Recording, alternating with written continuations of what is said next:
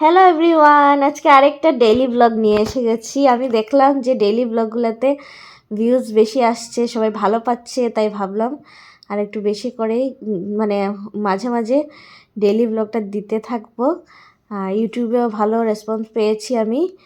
তো সকালবেলা ব্রেকফাস্ট করে নিচ্ছি আমরা, রুটি আর বাঁধাকপির তরকারি, অমলেট এগুলো দিয়ে। আর এই যে দেখো, আমাদের ঘরের সামনে নতুন ব্রিজ হচ্ছে, তো একটু ভাবলাম এটা দেখিয়ে দিই। এটা আমাদের ঠিক গলির সামনেই হচ্ছে, গলি থেকে বেরিয়ে একদম মেন রোডে, মানে ভিড়ভাট্টাটা কমানোর জন্য। তো যাই হোক, একটু দেখিয়ে দিলাম। আর এখানে রান্না বান্না চলছে। এখানে আমি সর্ষে বাটা দিয়ে রুই মাছের তরকারি করছি বেগুন দিয়ে, আর এখানে ডিম ভেজে রেখেছি, ডিমের একটা রেসিপি হবে আজকে। এখানে পেঁয়াজ চপ করে রেখেছি। আর এখানে এটা হচ্ছে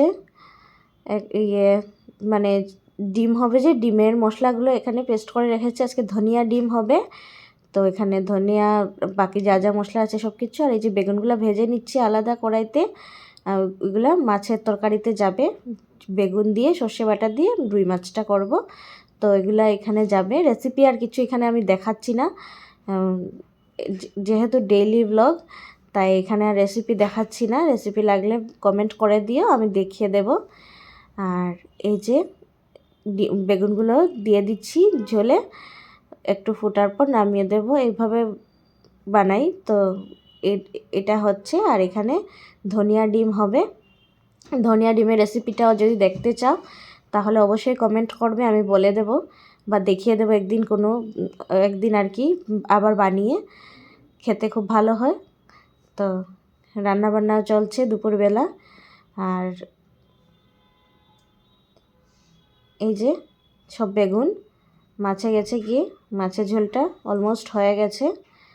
আর এখানে কড়াইয়ের একটু তেল দিয়ে দিচ্ছি, মানে এখানে ডিমটা বানাবো তো এর জন্য।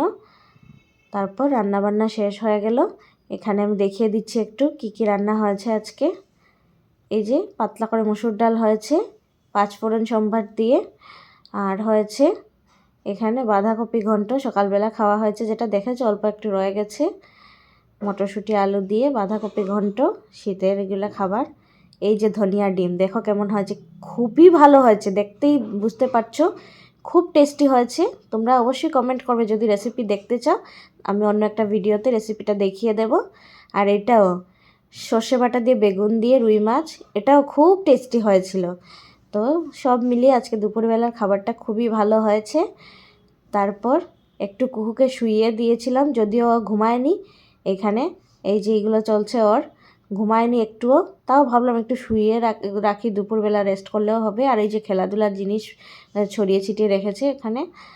আর এখানে একটু আমিও ভাবলাম ওকে না শোয়ালে তো আমি আরাম করতে পারবো না, তো একটু শুইয়ে দিয়েছিলাম। তারপর বিকালবেলা উঠে চাটা খাওয়ার পর এখানে কুহুকে একটু পড়তে বসিয়েছি। শিবমও এসেছে, শিবমও পড়ছে আর কুহুও পড়ছে, দুজনকে নিয়ে বসেছি। তো একসাথে দুজনে পড়াশোনা করছে।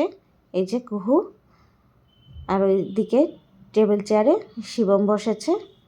একসাথে দুটাকে বসালে দুইটাই পড়বে না, তাই ওকে একদিকে বসিয়েছি আর শিবমকে আরেক দিকে বসিয়েছি। আর তো কুহুর কোয়েশ্চনের শেষ নেই, একটার পর একটা কোয়েশ্চেন চলেই যাচ্ছে। আর এই যে পণ্ডিত মহাশয় পড়ছে এখানে, আর কোয়েশ্চেন লিখছে, তাই বই দেখে দেখে লিখছে। আর এই তো দুজনকে পড়িয়ে টড়িয়ে তারপর উঠে একটু রাত্রে রান্না বান্না করলাম। তারপর আমরা রাত্রে এখন প্রতিদিন আগুন জ্বালাই, যেহেতু শীত পড়েছে অনেকটা। বাস এইভাবেই দিনটা কাটলো। কেমন লাগলো ভিডিওটা অবশ্যই জানাবে। আজকের জন্য টাটা।